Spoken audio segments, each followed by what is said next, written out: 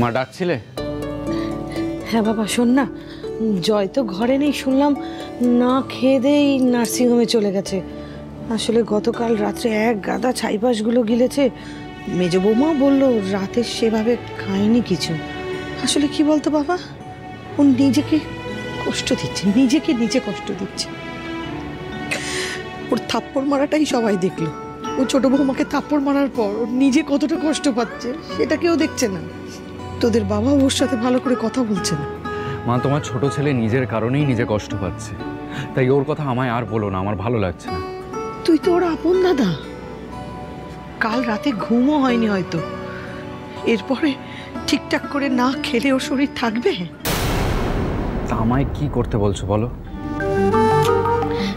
সকাল সকাল উঠে জয়ের পছন্দ মতো কিছু রান্না করেছি।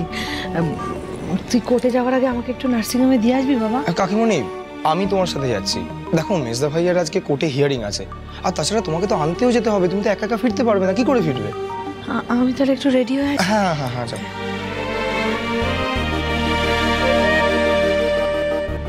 এই মেজদা ভাই, বলছি রানীকে ফেরানোর জন্য আর কি করা যায় বলতো?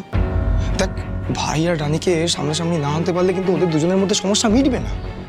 সেটাই তো, কিন্তু রানী তো কারোর সঙ্গে যোগাযোগই করতে চাইছে না, ফোনটাও ডিঅ্যাক্টিভেট করে রেখে দিয়েছে।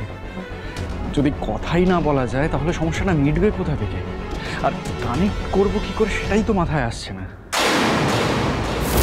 অ্যানাস্থেটিস্টকে বলবেন যে পেশেন্টের জ্ঞান না ফেরা অবধি যেন পেশেন্টকে ছেড়ে কোথাও না যায়, আর জ্ঞান ফেরার পরে একটা মাইল্ড ডোজের সিডেটিভ বা পেইন কিলার দিতে বলবেন। হাই ডোজের নয় কিন্তু, মাইন্ড ইট, কোনো রকম যেন ভুল না হয়। মনে রাখবেন পেশেন্টের কিন্তু হাই ব্লাড সুগার আর হাই প্রেশারও।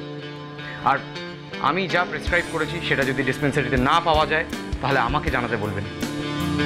অন্য কোনো ইনজেকশন পুশ করার আগে বা মেডিসিন দেওয়ার আগে আমাকে জিজ্ঞেস করবেন, সেম কম্পোজিশন হলেও জানাবেন। আই হোপ সবটা ক্লিয়ার করতে পেরেছি।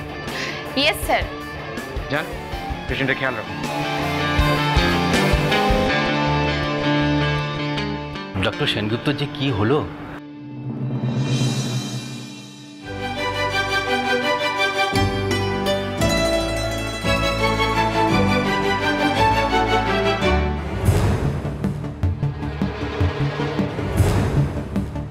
আপনি যে নম্বরে কল করেছেন সেটি এখন উপলব্ধ নেই। দয়া করে কিছুক্ষণ পরে আবার চেষ্টা করুন।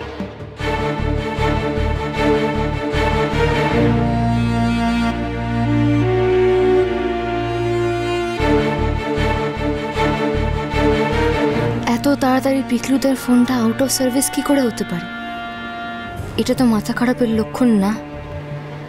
যা করেছে ইচ্ছে করে করেছে মনে হচ্ছে। আমার প্রতি দুর্বলতা থাকলে তো বরং আমার সঙ্গে আবার কন্ট্যাক্ট করার চেষ্টা করতো, সেটা না করে নাম্বারটাই